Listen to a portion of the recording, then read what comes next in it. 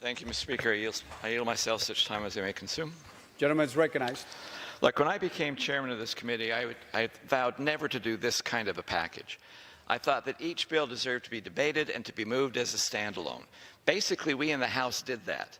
Unfortunately, the Senate did not, which is why there are at least 63 House-passed bills in this package, 62 of which were passed on suspension, that have been sitting in the Senate languishing for up to a year and a half. If somebody says they don't have time to look at all the stuff that's in here, there have been months that have been able to look at this stuff as it's been sitting over in the Senate.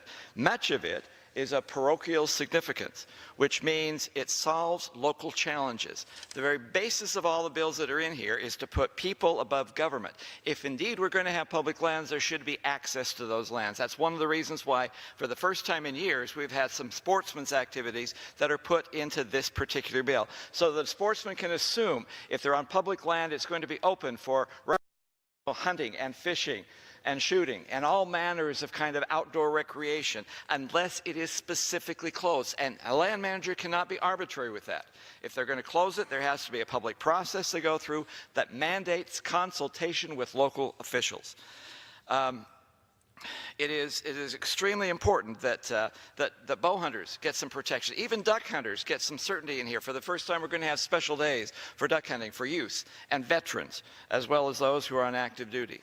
For the first time, there is real reforms of the Land and Water Conservation Fund. When that program was established a half-century ago, 60% of all the land was supposed to go into the state and local funds. Those are the programs that your constituents are calling you and saying these are the good things and why this program should be reauthorized. But when that cap was taken off, the amount of money going to state and local programs was reduced to the time of the Obama administration. It was down to 12%. Everything else was for land acquisition. This bill reforms that permanently by saying no less than 40% has to go to those state and local funds that your constituents like. No less than 3% has to go to fulfilling facility recreation access.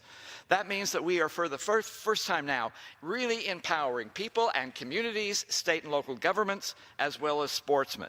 Look, I've always said that I want to shrink the federal estate.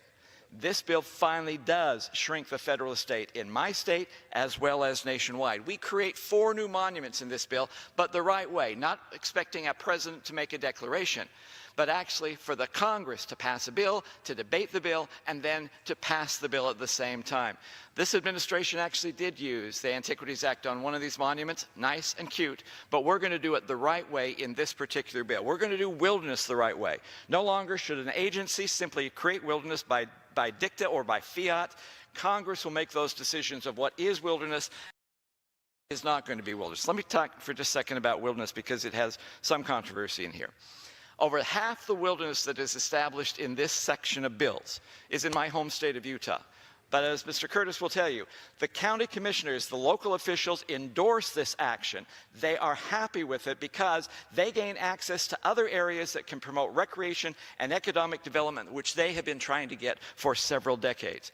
A quarter of this is also in California in one district. So we create wilderness in a national park, but at the same time we're taking wilderness study areas and releasing those. At the same time, we are making exchanges so that some of the lands go into trust funds for education purposes to fund the education of our kids, something the East doesn't need, but those of us who live in the federally controlled West, we desperately need to do that. For the first time, we are taking EJA, and we're actually going to have some transparency so we will really know what it costs for environmental litigation. These are all issues we have been talking about for years in the House.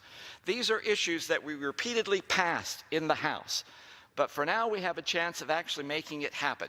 Is this bill perfect? No. It's too big to be perfect. Is the process for creating this perfect? Hell no. But I am perfectly satisfied and willing to vote for this because without this, there will be no progress. The status quo will be maintained, and that is bad. Look, Senator Graham used to say, if I'm going from Washington back to Houston, I get as far as Memphis, that's not bad. If I end up in Boston, it's bad. But for Memphis, that's not necessarily bad.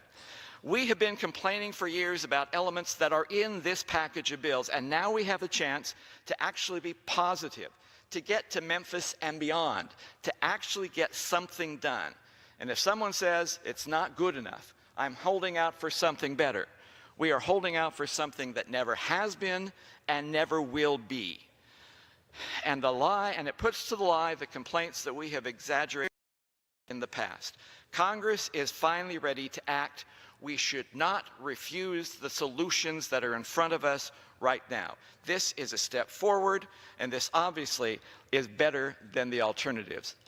I urge adoption of this package of compromise bills that have been worked out in advance, and I appreciate my colleagues on the Democrat side who worked so hard to try and come up with a package of bills that we can all support. With that, I yield back, but I reserve the balance of our time. Gentleman from Utah reserves the balance.